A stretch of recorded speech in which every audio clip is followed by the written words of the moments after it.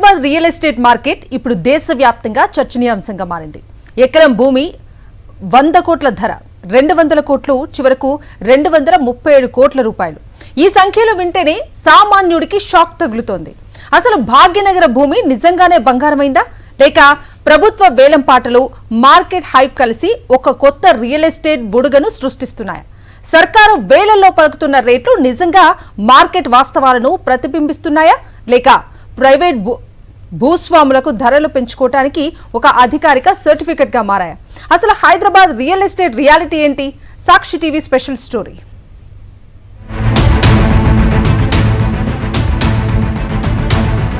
భాగ్యనగరం దేశంలోనే వేగంగా విస్తరిస్తోన్న మహానగరం. ఐటీ, ఫార్మా, ఫైనాన్షియల్ రంగాల్లో హైదరాబాద్ సాధిస్తోన్న ప్రగతి భూమి విలువలను కొత్త శిఖరాలకు తీసుకెళ్తోంది. కానీ ఇప్పుడు పరిస్థితి మరో స్థాయికి చేరుకుంది. ఇటీవల రాయదుర్గంలో జరిగిన ప్రభుత్వ భూవేలంలో కేవలం 1 ఎకరం స్థలం ఏకంగా 237 కోట్ల రూపాయలు పలికింది. ఈ సంఖ్య రియల్ ఎస్టేట్ రంగాన్నే కాదు, సాధారణ ప్రజలను కూడా ఆశ్చర్యానికి గురిచేసింది. అయితే ఇక్కడే ఒక కీలక ప్రశ్న తలెత్తుతోంది. ప్రభుత్వ వేలాల్లో పలికే ఈ భారీ ధరలే నిజమైన మార్కెట్ విలువలా, లేక అవి ప్రత్యేక పరిస్థితుల్లో ఏర్పడిన ధరలా? ఈ ప్రశ్నకు సమాధానం తెలుసుకోవాలంటే ప్రభుత్వ భూముల ధరలను అదే ప్రాంతంలోని ప్రైవేటు భూముల ధరలతో పోల్చాల్సిందే. కోకాపేట, నార్సింగి, నానక్రామ్గూడ ప్రాంతాల్లో సర్కారు వేలానికి ప్రైవేటు భూముల ధరలకు మధ్య ఉన్న వ్యత్యాసాన్ని చూస్తే షాకింగ్ నిజాలు బయటపడుతున్నాయి. ఐటీకి గుండెకాయ లాంటి రాయదుర్గాన్ని ముందుగా పరిశీలిద్దాం. ప్రభుత్వ వేలంలో ఎకరా ధర 237 కోట్ల రూపాయలు పలికింది. కానీ అదే ప్రాంతంలో ప్రైవేటు భూములు ప్రస్తుతం ఎకరాకు సుమారు 120 నుంచి 150 కోట్ల రూపాయల మధ్య లావాదేవీలు జరుపుకుంటున్నాయి. అంటే ప్రభుత్వ రేటుకు ప్రైవేట్ మార్కెట్ రేటుకు మధ్య దాదాపు 100 కోట్ల రూపాయల వ్యత్యాసం కనిపిస్తోంది.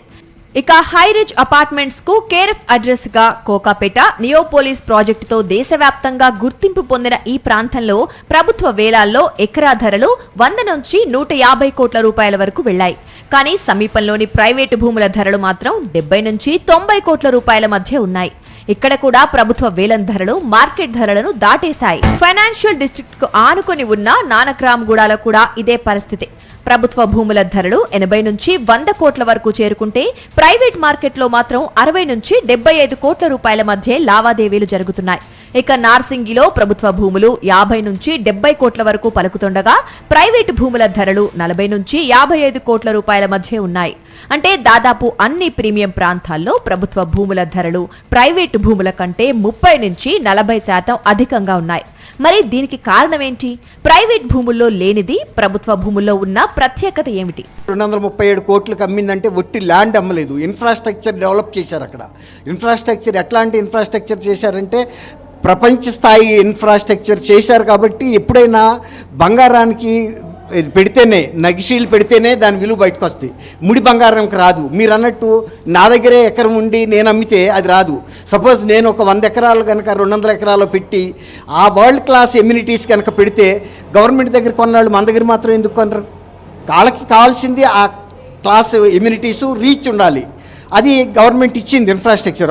రియల్ ఎస్టేట్ నిపుణుల మాటల్లో చెప్పాలంటే ప్రభుత్వ భూముల ప్రధాన బలం క్లియర్ టైటిల్. కోర్టు కేసులు, వివాదాలు లేవు, డాక్యుమెంట్లపై సందేహాలు లేవు. అదనంగా రోడ్లు, డ్రైనేజీ, విద్యుత్, ఇతర మౌలిక వసతులు ఉంటాయి. పెద్ద కార్పొరేట్ సంస్థలు, అంతర్జాతీయ డెవలపర్లు ఈ భూములను భవిష్యత్తు పెట్టుబడులుగా చూస్తూ భారీగా పోటీ పడతారు. అందుకే ప్రభుత్వ వేలాల్లో ధరలు రికార్డు స్థాయికి చేరుతున్నాయని నిపుణులు చెబుతున్నారు. రాయదుర్గంలో పలికిన 237 కోట్ల రూపాయల ధర కూడా ఈ కార్పొరేట్ దిగ్గజాల పోటీ ఫలితమే. ప్రైవేట్ ల్యాండ్స్ విషయానికి వస్తే ఎన్నో లీగల్ చిక్కులు, జోనింగ్ పరిమితులు, లింక్ డాక్యుమెంట్ల సమస్యలు ఉంటాయి. అందుకే అక్కడ రేట్లు ప్రభుత్వ వేలం కంటే తక్కువగా ఉంటాయి. ప్రైవేట్ వాళ్ళు అమ్మినప్పుడు రేట్ లేకుండా గవర్నమెంట్ అమ్మినప్పుడు రేట్ ఎక్కువ వస్తుంది అనేది there is a strong reason అనమాట, వ్యాలిడ్ రీజన్. ప్రైవేట్ ప్రాపర్టీ ఒక రేటు పెట్టి కొనుక్కున్న తర్వాత దానిలో there is always a possibilities that ఒక లిటిగేషన్ రావడమో, ఒక ప్రాబ్లం రావడమో, టైటిల్ ఇష్యూస్ రావడమో లాంటివి ఉండడం వల్ల రిస్క్ అనేది చాలా ఉంటుంది. ఆ రిస్క్ ఉండడం వల్ల రేట్ అనేది డైరెక్ట్లీ ప్రపోర్షనల్, రిస్క్ ఎక్కువ ఉన్నప్పుడు రేట్ తక్కువ ఉంటుంది. సో గవర్నమెంట్ ఆఫర్ చేసేటప్పుడు ప్రోడక్ట్ ఏంటంటే it is purely clean title, pure property. ఆ ప్రాపర్టీ మీద జనాలు రూపాయి ప్లేస్లో ఒక 20-30%, 40% ఎక్కువ పెట్టేదాన్ని కూడా ఇష్టపడతారు. Because no hassles. అండ్ ఈరోజు ల్యాండ్ కొనుక్కుంటే రేపు ఆ సైట్లోకి వెళ్ళి ప్రాజెక్ట్ కన్స్ట్రక్షన్ స్టార్ట్ చేసుకోవచ్చు. వెరస్ ప్రైవేట్ ప్రాపర్టీస్లో there is a big risk. మరోవైపు ప్రభుత్వ వేలాల్లో పలికిన రికార్డు ధరలను చూపిస్తూ ప్రైవేట్ భూముల యజమానులు కూడా తమ భూముల ధరలను భారీగా పెంచుతున్నారనే అభిప్రాయం వ్యక్తమవుతోంది. సర్కారే 100 కోట్లకు అమ్ముతుంటే తమ భూమి 50 కోట్లు ఎందుకు కాదు అనే ధోరణి మార్కెట్లో పెరుగుతోందని రియల్ ఎస్టేట్ వర్గాలు చెబుతున్నాయి. కార్పొరేట్ బిల్డర్లు భారీ ధరలకు భూములు కొనుగోలు చేసిన తర్వాత ఆ వ్యయాన్ని ఫ్లాట్ కొనుగోలుదారులపై మోపాల్సి వస్తోంది. దీంతో చదరపు అడుగు ధరలు 12,000 నుంచి 15,000 రూపాయల వరకు పెరుగుతున్నాయి.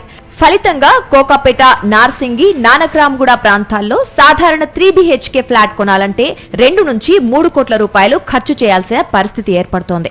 ఇది ఒక ప్రభుత్వ ఉద్యోగికి లేదా సామాన్య ఐటీ ఉద్యోగికి కూడా అందనంత ఎత్తులో ఉంది. ఒరిజినల్లీ అదే అంటే అది auction land by the government through అది లేఅవుట్ ఆఫ్ రాయదుర్గం అది ఇండస్ట్రియల్ పార్క్స్, ఐటీ జోన్ అనడం, కానీ అక్కడంతా క్లియర్ ల్యాండ్స్ రావడము, ప్లస్ అదొక అదే మైక్రో మార్కెట్. అది మనం ఎందుకు అంటున్నామంటే ఆ ఒక లొకేషన్లో వాళ్ళు వెళ్ళే ద ఫ్లోర్స్ పట్టడం, ఫ్లోర్స్ దాని వచ్చే ఏరియా బట్టి ఎకరానికి అదే 5 lakhs సేఫ్టీ దాకా వస్తుంది. According to that they have done the calculations and they have gone. And వాళ్ళు అక్కడ ఆ చుట్టుపక్క ప్రాంతంలో ఇప్పుడు వచ్చే రెంటల్స్ కూడా 150 రూపీస్ యావరేజ్ రెంటల్స్ ఉండడం, ఆఫీస్ స్పేస్డ్, అండ్ అది రీటైల్ అయితే so there is no price for retail. అక్కడ ఉన్న స్పేస్ తక్కువ ఉంది కాబట్టి రీటైల్ బాగా డిమాండ్ ఉంది. సో హైదరాబాద్ రియల్ ఎస్టేట్ కథలో కనిపిస్తోన్న 100 కోట్ల రూపాయల ధరలు మొత్తం మార్కెట్ కు ప్రతిబింబం కావు. అవి ప్రధానంగా ప్రీమియం లొకేషన్లలో ఉన్న వివాద రహిత ప్రభుత్వ భూములకు మాత్రమే పరిమితం. అయితే ఈ వేలంపాటల ప్రభావం ప్రైవేట్ మార్కెట్ పై పడుతున్నది మాత్రం వాస్తవం. దీంతో ధరలు సహజ స్థాయిని దాటి వెళ్తున్నాయా, ఒక రియల్ ఎస్టేట్ బబుల్ ఏర్పడుతోందా అనే ప్రశ్నలు ఇప్పుడు మరింత బలంగా వినిపిస్తున్నాయి. అభివృద్ధి అవసరమే, పెట్టుబడులు కూడా అవసరమే. కానీ అదే సమయంలో సామాన్యుడి సొంతింటి కల అందనంత దూరం కాకుండా చూడాల్సిన బాధ్యత పాలకులపై ఉంది. లేకపోతే భాగ్యనగరంలో ఇల్లు కొనడం మధ్యతరగతి కుటుంబాలకు కేవలం కలగానే మిగిలిపోయే ప్రమాదముంది. మరిన్ని అప్డేట్స్ కోసం ఛానల్ ను సబ్స్క్రైబ్ చేయండి. నోటిఫికేషన్స్ కోసం బెల్ ఐకాన్ పై క్లిక్ చేయండి. గ్రేటర్ హైదరాబాద్ లో సొంతింటి కల అపార్ట్మెంట్ ఫ్లాట్ కి పరిమితమవుతుందా? నగరంలో ఇండిపెండెంట్ ఇల్లు కొనటం మధ్యతరగతికి అందని ద్రాక్షగా మారిందా? హైరైజ్ అపార్ట్మెంట్లే భవిష్యత్ నివాసాలుగా మారుతున్నాయా అంటే అవుననే అంటున్నారు రియాల్టర్లు. సొంతింటి కోసం వెతుకుతున్న వారికి అపార్ట్మెంట్ తప్ప మరో మార్గం కనిపించడం లేదు. నగరం నిలువునా పెరుగుతుంటే ఇండిపెండెంట్ ఇల్లు చరిత్ర పుస్తకాలకే పరిమితమవుతున్నాయి. హైదరాబాద్ రియల్ ఎస్టేట్ లో మారుతున్న ట్రెండ్ పై సాక్షి టీవీ ప్రత్యేక కథనం. హైదరాబాద్ ఒకప్పుడు చెట్ల మధ్య ఇల్లు కనిపించే నగరం. ఇప్పుడు టవర్ల మధ్య ఆకాశం కనిపించడం కూడా కష్టమవుతోంది. నగరం ఎంత వేగంగా విస్తరిస్తోందో ఇళ్ల రూపురేఖలు కూడా అంతే వేగంగా మారిపోతున్నాయి. 200 నుంచి 300 గజాల స్థలం కొనుగోలు చేసి మనసుకు నచ్చిన ఇల్లు కట్టుకోవాలనే ఆలోచన క్రమంగా కలగానే మిగిలిపోతోంది. ముఖ్యంగా పశ్చిమ హైదరాబాద్ లో భూమి విలువలు ఆకాశాన్నంటడంతో భూమి కన్నా భవనాలే ఎక్కువగా కనిపిస్తున్నాయి. ప్రస్తుతం గ్రేటర్ హైదరాబాద్ లో భూమి ధరలు భారీగా పెరగటం, జనాభా పెరుగుదల, ఉద్యోగ అవకాశాల కేంద్రీకరణ వంటి కారణాలతో పరిస్థితి మారుతోంది. ప్రత్యేకించి వెస్ట్ హైదరాబాద్ లోని గచ్చిబౌలి, కోకాపేట్, నార్సింగి, రాయదుర్గం, ఫైనాన్షియల్ డిస్ట్రిక్ట్ ప్రాంతాల్లో భూమి ధరలు రికార్డు స్థాయికి చేరుకున్నాయి. ఒకప్పుడు శివార్లుగా కనిపించిన ఈ ప్రాంతాలు ఇప్పుడు కోట్ల రూపాయల భూముల కేంద్రాలుగా మారాయి. ఒక్క ఎకరం విలువే 100 కోట్లకు చేరుతున్న పరిస్థితుల్లో ఒక కుటుంబం కోసం ఇల్లు కట్టడం కంటే 100 కుటుంబాల కోసం టవర్ నిర్మించడమే డెవలపర్లకు లాభసాటిగా మారింది. అందుకే హైదరాబాద్ ఇప్పుడు వెడల్పుగా కాదు, నిలువుగా పెరుగుతోంది. ఒకే స్థలంలో ఎక్కువ నివాస యూనిట్లు నిర్మించగలిగే హైరైజ్ అపార్ట్మెంట్ ప్రాజెక్టుల వైపు డెవలపర్లు మొగ్గు చూపుతున్నారు. అపార్ట్మెంట్ అనగానే 4 గోడలు మాత్రమే కాదు, ఒక పూర్తి జీవన శైలి. ఉద్యోగానికి దగ్గరగా ఉండటం, పిల్లలకు ఆట స్థలం, వృద్ధులకు walking track, club house, gym, parking, కుటుంబానికి భద్రత ఇవన్నీ ఒకే కాంపౌండ్ లో లభిస్తుండటంతో నగరవాసులు అపార్ట్మెంట్లకే ఎక్కువ ప్రాధాన్యం ఇస్తున్నారు. ముఖ్యంగా ఐటీ ఉద్యోగుల్లో 3 BHK ఫ్లాట్లకు భారీ డిమాండ్ కనిపిస్తోంది. సౌకర్యాలకు అనుగుణంగా ధరలు కూడా అదే స్థాయిలో పెరుగుతున్నాయి. అయితే భారీగా పెరిగిన ధరలతో అపార్ట్మెంట్లలో ఫ్లాట్లు కొనుగోలు చేసే పరిస్థితి కనిపించడం లేదంటున్నారు సామాన్య మధ్యతరగతి ప్రజలు. ఇండిపెండెంట్ హౌసెస్ కూడా మంచి స్కోప్ ఉంది హైదరాబాద్లోనే ఉంది. ఇంకా చెప్పాలంటే ఇండిపెండెంట్ హౌసెస్కి స్కోప్. ఈ గవర్నమెంట్ కనుక ఈ గ్రిడ్ రోడ్ మార్కింగ్స్ చేస్తే చాలా ల్యాండ్స్ అవైలబుల్ వస్తాయి. వాటిలో ఇప్పుడు మీరు ఒక వెస్ట్ సైడే చూస్తున్నారు అందరూ, కానీ సౌత్ కానీ, నార్త్ కానీ, ఈస్ట్ కానీ హైదరాబాద్కి ఎంత మంచి కనెక్టివిటీ ఉంది, ఎంత మంచి వాతావరణం ఉంది. అండ్ ఇన్ఫ్రాస్ట్రక్చర్, బేసిక్గా లివబుల్ ఇన్ఫ్రాస్ట్రక్చర్ శంషాబాద్ వైపు కానివ్వండి, పెద్ద గోల్కొండ, శంషాబాదు, తుక్కుగూడ, అలాగే ఉప్పల్ దాటాక ఓఆర్ఆర్కి చుట్టుపక్కల ఇక్కడ మన నార్త్కి వెళ్తే గుళ్ళపోచంపల్లి, ఈ ఏరియాస్లో అన్నిట్లో కూడా మంచి విల్లాస్ వస్తున్నాయి, కనెక్టివిటీ ఉంది. హైదరాబాద్ కి ఉద్యోగాల కోసం వచ్చే వారి సంఖ్య రోజు రోజుకి పెరుగుతోంది. ముఖ్యంగా ఐటీ, ఫార్మా, సేవా రంగాల్లో అవకాశాలు పెరగటంతో ఇతర రాష్ట్రాల నుంచి వేలాది కుటుంబాలు నగరానికి తరలివస్తున్నాయి. ఈ పెరుగుతున్న అవసరాలే అపార్ట్మెంట్ మార్కెట్ ను పరుగులు పెట్టిస్తున్నాయి.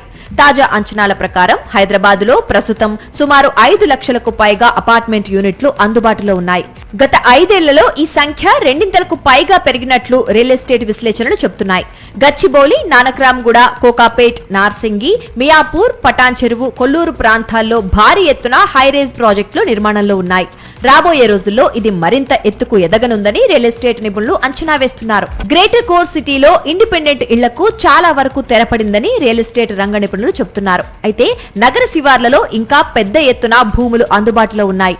ముఖ్యంగా శంషాబాద్, మహేశ్వరం, మొకిలా, కొంపల్లి, పటాన్చెరు, ఆదిభట్ల, ఘట్కేసర్, బొగారం వంటి ప్రాంతాల్లో కొత్త లేఅవుట్లు, విల్లా ప్రాజెక్టులు, ప్లాటెడ్ డెవలప్మెంట్లు వేగంగా డెవలప్మెంట్ అవుతున్నాయి. ఇంకా ప్రతిపాదిత regional ring road, airport corridor, Srisailam highway, Warangal highway పరిసర ప్రాంతాల్లో 1000 ఎకరాల భూమి అభివృద్ధికి అందుబాటులో ఉంది.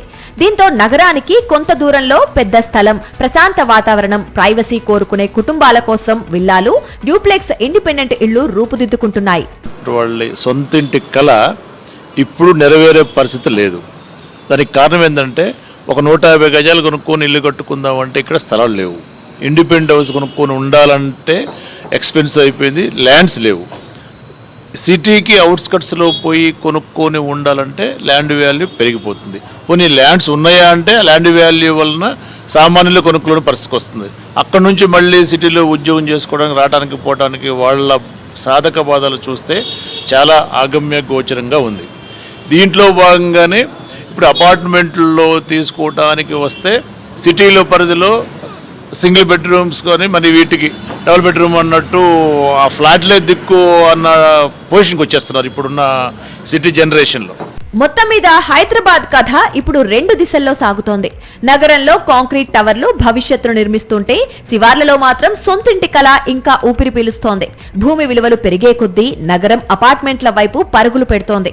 అందుకే ఇప్పుడు రియల్ ఎస్టేట్ రంగంలో అపార్ట్మెంట్లు నగర భవిష్యత్తు, ఇండిపెండెంట్ ఇళ్లు శివార్ల భవిష్యత్తు అన్న మాట ఎక్కువగా వినిపిస్తోంది. ఒకప్పుడు దేశంలో ఎక్కడ రియల్ ఎస్టేట్ మార్కెట్ మందగించినా హైదరాబాద్ మాత్రం దూసుకెళ్లేది. కానీ ఇప్పుడు పరిస్థితి మారుతోంది.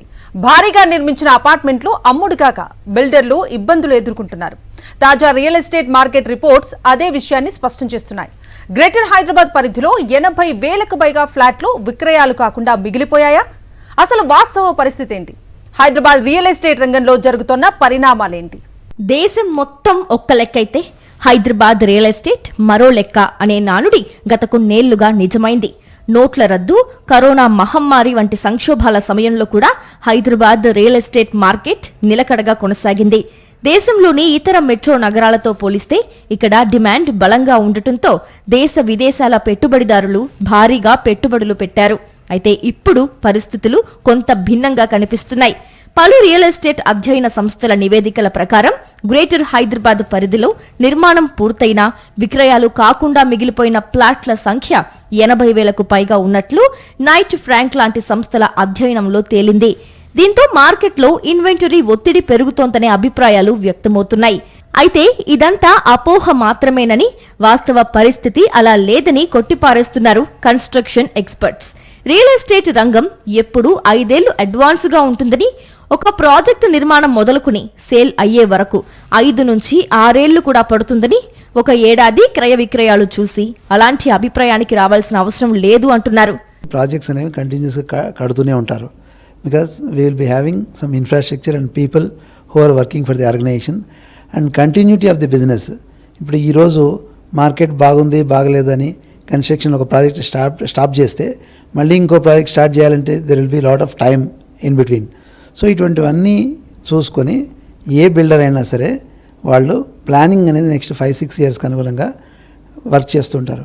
దానిలో భాగంగానే యూనిట్స్ అనేవి హెచ్చుతగ్గులు, ఓకే ఎక్కువ నెంబర్ ఆఫ్ యూనిట్స్ అమ్ముడుపోతున్నాయా అమ్ముడుపోవట్లేదా అనేది ఇట్స్ ఎ వ్యాలిడ్ పాయింట్.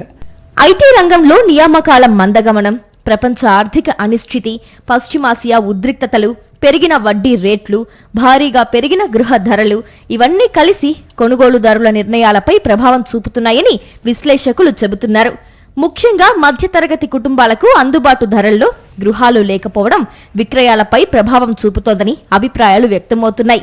గతంలో ఒక ప్రాజెక్టు పూర్తయ్యే నాటికి 90% పైగా ప్లాట్లు విక్రయమయ్యేవి. ప్రస్తుతం కొన్ని ప్రాజెక్టుల్లో నిర్మాణం పూర్తయి నెలలు, కొన్ని చోట్ల సంవత్సరాలు గడిచినా ఫ్లాట్లు ఖాళీగా ఉండటం కనిపిస్తోంది. దీనిని మార్కెట్ సంక్షోభంగా చూడాల్సిన అవసరం లేదని రియల్ ఎస్టేట్ వర్గాలు చెబుతున్నాయి. రియల్ ఎస్టేట్ చక్రం సహజంగానే కొన్ని సంవత్సరాల ముందుగానే ప్రణాళికలతో సాగుతుందని పేర్కొంటున్నాయి. అయితే అఫోర్డబుల్ హౌసింగ్ లేకనే విక్రయాలు పడిపోతున్నాయని సగటు వేతన జీవి ఆవేదన వ్యక్తం చేస్తున్నాడు. అపార్ట్మెంట్లలో ఫ్లాట్ కొందామంటే లక్షల్లో కోట్లలో చెప్తున్నారని, రియల్ ఎస్టేట్ మాఫియా మొత్తం మార్కెట్ను హైప్ చేసి అధిక లాభాల కోసం ధరలు భారీగా చెబుతున్నారంటున్నారు. మార్కెట్ రేట్ అమాంతం పెరగడంతో ధరలు పెరిగాయే తప్ప ఇందులో రియల్ ఎస్టేట్ కంపెనీల అత్యాస హైప్ ఏమీ ఉండదంటున్నారు వ్యాపారులు. కన్స్ట్రక్షన్ వాల్యూ, భూముల ధర ప్రకారమే అపార్ట్మెంట్ల ధరలు డిసైడ్ చేస్తామని చెబుతున్నారు. ఒక 2 లక్షలు 3 లక్షల యూనిట్స్ కన్స్ట్రక్షన్ జరుగుతున్నాయి అనుకోండి, 30,000 యూనిట్లు ఆటోమేటిక్గా మీకు అన్సోల్డ్ ఇన్వెంటరీగానే ఉంటాయి ఆఖరి దాకా. సో ఈ బిల్డర్స్ హైప్ చేయడం లాంటిది ఏమీ లేదు. బిల్డర్స్ చాలా కాషియస్గానే చేస్తున్నారు. కొత్త లాంచెస్ కానీ, న్యూ ఎంట్రీ, న్యూ ప్రాజెక్ట్స్ కానీ చాలా బ్యాలెన్స్డ్గా పద్ధతిగానే చేస్తున్నారని నా ఉద్దేశము. బట్ మార్కెట్ మీరు ఇంతకుముందు అడిగినట్టు పూర్వం కంటే ఇప్పుడు మార్కెట్ కొంచెం బ్యాలెన్స్డ్ వ్యూ, బ్యాలెన్స్డ్ దాంతో డెసిషన్స్ తీసుకుంటున్నారు కస్టమర్. ఒక కన్స్ట్రక్షన్ ప్రోడక్ట్ విల్లా కానీ అపార్ట్మెంట్ కానీ ఇట్ హెస్ గాట్ 2 కాంపోనెంట్స్. ఒకటి land cost, second is construction cost. Hype చేసి అబ్నార్మల్గా పెంచడం అనేది ఏమీ జరగలేదు. ప్రస్తుతం హైదరాబాద్, రంగారెడ్డి, మేడ్చల్, మల్కాజ్గిరి జిల్లాల్లో కలిపి అమ్ముడు కాని ఫ్లాట్ల విలువ 1,00,000 కోట్ల రూపాయలకు పైగా ఉంటుందని అంచనా. ముఖ్యంగా మధ్యస్థాయి ధరల విభాగంలో విక్రయాలు మందగించగా 5 కోట్ల రూపాయల నుంచి 20 కోట్ల రూపాయల వరకు ధర కలిగిన లగ్జరీ ప్రాజెక్టుల్లో మాత్రం కొనుగోలు కొనసాగుతూ ఉండటం విశేషం. గత 5 ఏళ్లలో కోకాపేట్, నార్సింగి, ఫైనాన్షియల్ డిస్ట్రిక్ట్, గచ్చిబౌలి, పుప్పాలగూడ, తెల్లాపూర్, కొల్లూరు, బాచుపల్లి, మియాపూర్, కొంపల్లి, ఉప్పల్, ఆదిభట్ల తదితర ప్రాంతాల్లో భారీ స్థాయిలో హై రైజ్ టవర్లు, గేటెడ్ కమ్యూనిటీలు నిర్మితమయ్యాయి. ఈ ప్రాంతాల్లో సిద్ధమైన ఫ్లాట్లు కొనుగోళ్లు లేక నెలల తరబడి ఖాళీగా ఉన్నాయి. నోట్ల రద్దుతోనే దేశవ్యాప్తంగా పెద్ద నగరాల్లో రియల్ ఎస్టేట్ మందగమనం మొదలైంది. ఆ తరువాత కరోనా మహమ్మారితో మరింత డీలా పడింది. కానీ హైదరాబాద్లో మాత్రం స్థిరంగా నిలబడింది. దీంతో దేశ విదేశాలకు చెందిన పెట్టుబడిదారులు హైదరాబాద్ వైపు దృష్టి సారించారు. పలు సంస్థలతో ఒప్పందాలు చేసుకుని భారీ ప్రాజెక్టులను తీసుకొచ్చారు. డిమాండ్ కంటే ఎక్కువ ప్రాజెక్టులు మార్కెట్లోకి వచ్చాయి. కొందరు బిల్డర్లు సోల్డ్ అవుట్ అని ప్రచారంతో కృత్రిమ కొరత సృష్టిస్తూ ధరలు పెంచేశారు. చాలా మంది కేవలం పెట్టుబడి కోసం ఫ్లాట్లు కొని పెట్టుకుంటున్నారు. దీంతో మొత్తంగా ధరలు పెరిగిపోయాయి. దీనికి తోడు 2022లో మొదలైన ఉక్రెయిన్, రష్యా యుద్ధం మొదలు ధరలు పెరిగిపోవడం, ఐటీ రంగంలో పెద్ద సంఖ్యలో లే ఆఫ్లు, తాజాగా ఇరాన్ యుద్ధంతో అనిశ్చితి వంటి వాటితో మాత్రం గట్టి ప్రభావం పడింది. గత 5 ఏళ్లలో జీహెచ్ఎంసీ, హెచ్ఎండిఏ పరిధిలో అనుమతులు పొందిన ప్రాజెక్టులు 800కు పైగానే ఉన్నాయి. వాటిలో మొత్తం 5.3 లక్షల ఫ్లాట్లు ఉండగా 4.5 లక్షల మేర మాత్రమే అమ్ముడైనట్టు అంచనా. మరో 80,000కు పైగా ఫ్లాట్లు అమ్ముడు కాకుండా ఉన్నట్లు సమాచారం. కొంతమంది విశ్లేషకుల అభిప్రాయం ప్రకారం గత కొన్నేళ్లుగా పెట్టుబడి ఉద్దేశంతో ఫ్లాట్లు కొనుగోలు చేసిన వారు ఇప్పుడు మార్కెట్లోకి రావడం కూడా రీసేల్ విభాగంపై ఒత్తిడిని పెంచుతోంది. అయితే రియల్ ఎస్టేట్ డెవలపర్లు మాత్రం హైదరాబాద్ మార్కెట్ బలంగానే ఉందని స్పష్టం చేస్తున్నారు. దేశంలోని ఇతర మెట్రో నగరాలతో పోలిస్తే హైదరాబాద్ ఇంకా మెరుగైన పనితీరును కనబరుస్తోందంటున్నారు. మొత్తానికి గ్రేటర్ హైదరాబాద్ రియల్ ఎస్టేట్ రంగంలో సంక్షోభం వచ్చిందని చెప్పలేని పరిస్థితి. కానీ గతంలో కనిపించిన వేగవంతమైన విక్రయాలు ప్రస్తుతం కనిపించడం లేదు. భారీ సరఫరా, అధిక ధరలు, మారుతున్న ఆర్థిక పరిస్థితులు మార్కెట్ను ప్రభావితం చేస్తున్నాయి. అయితే నగర విస్తరణ, మౌలిక వసతుల అభివృద్ధి, ఐటీ రంగ భవిష్యత్తుపై ఆశలతో హైదరాబాద్ రియల్ ఎస్టేట్ మార్కెట్ మళ్లీ పుంజుకుంటుందా లేదా అన్నది రానున్న నెలల్లో తేలనుంది. హైదరాబాద్ లో సొంతిల్లు కొనాలనే మధ్యతరగతి కుటుంబాల కల ఇప్పుడు మరింత ఖరీదైనదిగా మారిందా? గత 5 ఏళ్లలో రియల్ ఎస్టేట్ ధరలు రెండింతలు మూడింతలు పెరగడంతో ఉద్యోగులు తీవ్ర ఆర్థిక ఒత్తిడిని ఎదుర్కొంటున్నారు. డౌన్ పేమెంట్, భారీ ఈఎంఐలు, లొకేషన్ సమస్యలు, నిర్మాణ ఆలస్యాలు, ఇలా ఒక్క ఇల్లు కోసం మధ్యతరగతి పడుతున్న కష్టాలేంటి? హైదరాబాద్ రియల్ ఎస్టేట్ మార్కెట్లో జరుగుతున్న ఈ మార్పులు ఏంటి? అసలు మధ్యతరగతి ప్రజలు ఏం కోరుకుంటున్నారు? Was the story. దేశంలో వేగంగా అభివృద్ధి చెందుతున్న మెట్రో నగరాల్లో హైదరాబాద్ నగరం ఒకటి. ఐటీ, ఫార్మా, సర్వీస్ రంగాల విస్తరణతో వేలాది మంది ఉద్యోగులు నగరానికి వస్తున్నారు. అయితే అదే సమయంలో ఇళ్ల ధరలు కూడా ఊహించని స్థాయిలో పెరిగిపోయాయి. 2019లో చదరపు అడుగుకు 4 నుంచి 5,000 రూపాయలు ఉన్న ప్రాంతాల్లో ఇప్పుడు 9,000 నుంచి 12,000 రూపాయల వరకు ధరలు చేరాయి. కొండాపూర్, గచ్చిబౌలి, మాదాపూర్ వంటి ఐటీ కారిడార్ ప్రాంతాల్లో మధ్యతరగతి కుటుంబాలకు ఇల్లు కొనడం దాదాపు అందని ద్రాక్షగా మారింది. తెలంగాణ జిల్లాలతో పాటు ఇతర ప్రాంతాల వారు ఉద్యోగ, ఉపాధి కోసం హైదరాబాద్కు రావటం ధరలు పెరగడానికి ఒక కారణంగా చెప్పొచ్చు. మార్కెట్లో కొనుగోలుదారులకు అందుబాటులో లేనటువంటి ధరలతో సామాన్యుడు ఇల్లు కట్టుకోవటానికి కానీ ఉండటానికి కానీ వీలుగా లేని పరిస్థితి ఏర్పడింది. గతంలో ఎవరైనా కానీ ఒక 20-30 లక్షల్లో ప్లేస్ కొనుక్కొని 50 లక్షల్లో ఇల్లు కట్టుకొని ఉండే పరిస్థితి ఉంది. ప్రస్తుతం ఔటర్ రింగ్ రోడ్కి అవతల కూడా అబ్దుల్లాపూర్ మేడ్ దాదాపుగా చౌటుపల్లి దాకా అందుబాటులో లేనటువంటి ధరల వలన సామాన్యుడు ప్లాట్ కొనుక్కొని ఇల్లు కట్టుకునేటటువంటి పరిస్థితి లేదు. ఇటువంటి పరిస్థితి బాగా ధరలు పెరిగిపోవటం వలన ఇబ్బందులు పడుతున్నారు. ఒకప్పుడు 30 నుంచి 50 లక్షల రూపాయల మధ్య లభించిన 2 BHK ఫ్లాట్ కోసం ఇప్పుడు 60 లక్షల నుంచి కోటి రూపాయల వరకు ఖర్చు చేయాల్సి వస్తోంది. ఇల్లు ధర పెరగటమే కాదు, బ్యాంకులు అడిగే డౌన్ పేమెంట్ కూడా పెద్ద భారంగా మారింది. 60 లక్షల రూపాయల విలువైన ఫ్లాట్ కొనాలంటే కనీసం 15 నుంచి 20 లక్షల రూపాయలు ముందుగానే సిద్ధంగా ఉండాలి. డౌన్ పేమెంట్ తో పాటు రిజిస్ట్రేషన్, జీఎస్టీ, ఇతర ఖర్చులు కూడా జేబుకు భారీ భారం అవుతున్నాయి. అయితే బ్యాంక్ లోన్ కూడా అందరికీ దొరకదు. ఏదైనా మంచి కంపెనీలో ఉద్యోగం చేస్తూ ఉండడమో లేదంటే సిబిల్ స్కోర్ బాగా ఉంటేనే మాత్రమే బ్యాంకులు లోన్ ఇచ్చేందుకు ముందుకు వస్తాయి. ఈ రెండిట్లో ఏది లేకపోయినా మధ్యతరగతి ప్రజలకు ఈఎంఐ రావడం కష్టమే. వీటన్నిటి దృష్ట్యా సామాన్యుడి హైదరాబాద్ సొంతింటి కల కలగానే మిగిలిపోతుంది. మార్కెట్ వాల్యూ రేపటి నుంచి పెంచుతున్నారు. అసలు యాక్చువల్గా ఏంటంటే మార్కెట్ వాల్యూ ఇప్పుడు ఉన్న మార్కెట్లో మార్కెట్ వాల్యూ పెంచడం వల్ల రీసేల్ ఛార్జీలు, దాంతోపాటు పర్మిషన్కు అదనం భారం పడుతుంది పబ్లిక్ మీద. ఇంకోటి ఏంటంటే మార్కెట్ వాల్యూ పెంచేది ప్రక్రియ కూడా కరెక్ట్గా లేదు, క్షేత్రస్థాయిలో లేదు. ఓ సబ్ రిజిస్ట్రార్లకు అప్పచెప్పేసి వాళ్ళు పెంచండి అని చెప్తారు. అసలు యాక్చువల్గా కాలనీ వైజ్గా వాళ్ళు సర్వే చేయాలి. ఏ కాలనీ మామూలుగా బహిరంగ మార్కెట్ ఎట్లుంది, గవర్నమెంట్ మార్కెట్ వాల్యూ ఎట్లుంది, దాని ప్రకారం పెంచాలి. ఇప్పుడు ఆల్రెడీ మెటీరియల్ రేట్ మొత్తం పెరిగింది. ఇప్పుడు బిల్డర్లకు కూడా చాలా ఇబ్బంది అవుతుంది. రకరకాల అన్ని రకాలుగా యుద్ధం ఎఫెక్ట్ అనుకోండి, ఆర్థిక స్తబ్దత అనుకోండి, రకరకాలుగా మార్కెట్ కొంచెం స్లోగానే ఉంది. దాంతోపాటు ఇప్పుడు కొత్తగా మార్కెట్ వాల్యూ పెంచుతున్నారని 5వ తారీఖు నుంచి అంటుంది గవర్నమెంట్. అదైతే చాలా ఇబ్బంది పడుతుంది, భారం పడుతుంది. మరోవైపు హోమ్ లోన్ ఈఎంఐలు కూడా మధ్యతరగతి కుటుంబాల ఆర్థిక ప్రణాళికలను తలకిందులు చేస్తున్నాయి. 50 లక్షల రూపాయల లోన్ తీసుకుంటే నెలకు 40,000 రూపాయలకు పైగా ఈఎంఐ చెల్లించాల్సి వస్తోంది. 80,000 జీతమున్న ఉద్యోగి కుటుంబానికి ఇది సగం ఆదాయం సమానమే. పిల్లల చదువు, ఇంటి ఖర్చులు, వైద్య అవసరాలు, ప్రయాణ వ్యయాలు అన్నీ కలిపి చూస్తే సొంత ఇల్లు కల నిజం కావటం అంత సులువు కాదు. ఇక లొకేషన్ అంశం కూడా మధ్యతరగతికి పెద్ద పరీక్షగా మారింది. ఆఫీసులకు దగ్గరగా ఉంటే ఇళ్ల ధరలు కోటి రూపాయలకు పైగానే ఉంటున్నాయి. అదే బడ్జెట్లో ఇల్లు కొనాలంటే నగర శివార్లకు వెళ్లాల్సి వస్తోంది. తుక్కుగూడ, ఘట్కేసర్, షామీర్పేట వంటి ప్రాంతాల్లో ధరలు అందుబాటులో ఉన్నా ప్రతిరోజు 2 నుంచి 3 గంటల ప్రయాణం తప్పటం లేదు. అంటే డబ్బు ఆదా చేసుకోవాలా లేక సమయం ఆదా చేసుకోవాలా అనే పరిస్థితి మధ్యతరగతి కుటుంబాల ముందుంది. సామాన్యుడు అనేవాడు ఇల్లు కొనలేని పరిస్థితిలో ఉన్నారు. మధ్యతరగతి పీపుల్ కూడా చాలామంది చాలా రకాలుగా బాధపడుతున్నారు.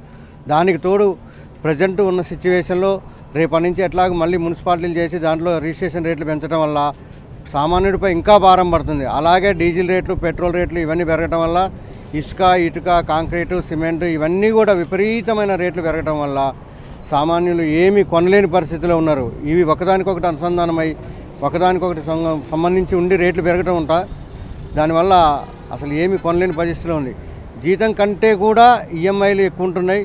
వచ్చిన జీతంలో ఈఎంఐ పోను, రిమైనింగ్ బ్యాలెన్స్లు ఇంట్లో కుటుంబం గడవటానికి కూడా చాలా ఇబ్బంది పడుతున్న పరిస్థితుల్లో ఒక సామాన్యుడు ఇల్లు కొనుక్కోలేని పరిస్థితి. అలాగే మరోవైపు మెటీరియల్ కాస్ట్ పెరగటం పేదల సొంతింటి కలకు మరొక అడ్డంకిగా మారింది. ఇసుక, సిమెంట్, ఐరన్, ఇటుక ఇలా ఇంటి నిర్మాణంకు సంబంధించిన అన్ని వస్తువులు గత 5-6 ఏళ్లలో 50%కు పైగా రేట్లు పెరిగాయి. కానీ అదే స్థాయిలో జీత భత్యాలు ఆశించిన స్థాయిలో పెరక్కపోవడంతో బహిరంగ మార్కెట్ విలువకు సామాన్యుల ఇంటి బడ్జెట్ మధ్య చాలా వ్యత్యాసమే ఏర్పడింది. ఇవి కాకుండా మరికొన్ని దాగి ఉన్న సమస్యలు కూడా కొనుగోలుదారులను ఆందోళనకు గురిచేస్తున్నాయి. రెరా అనుమతులు లేని ప్రాజెక్టులు, నిర్మాణంలో జాప్యాలు, పెరుగుతోన్న మెయింటెనెన్స్ ఛార్జీలు, నీటి కొరత, భవిష్యత్ రీసేల్ విలువపై అనుమానాలు ఇలా అనేక అంశాలు కొనుగోలుదారులను ఆలోచనలో పడేస్తున్నాయి. కొన్ని ప్రాజెక్టుల్లో ఫ్లాట్ హ్యాండ్ ఓవర్ ఆలస్యం కావడంతో ఒకవైపు కిరాయి, మరోవైపు ఈఎంఐలు చెల్లించాల్సిన పరిస్థితులు కూడా కనిపిస్తున్నాయి.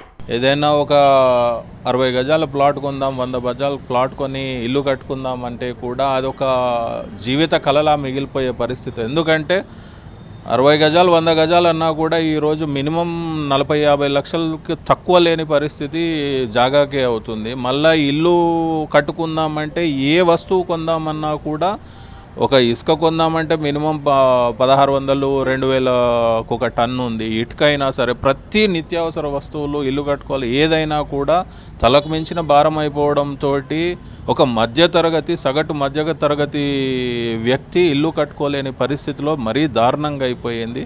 హైదరాబాద్ లో రియల్ ఎస్టేట్ మార్కెట్ వేగంగా పెరుగుతున్నప్పటికీ అదే వేగంతో మధ్యతరగతి కుటుంబాల సొంతింటి కల మాత్రం దూరమవుతోందనే అభిప్రాయం వ్యక్తమవుతోంది. ఓవైపు నిత్యావసర ధరలు పెరగటం, మరోవైపు ఇళ్ల ధరలు ఇంకా వేగంగా పెరుగుతుండటంతో మధ్యతరగతి ప్రజల సొంత ఇల్లు ఇప్పుడు భావోద్వేగం మాత్రమే కాక పెద్ద ఆర్థిక సవాలుగా మారింది. ఇది వాళ్ళ సాక్షి స్పెషల్. Stay with us.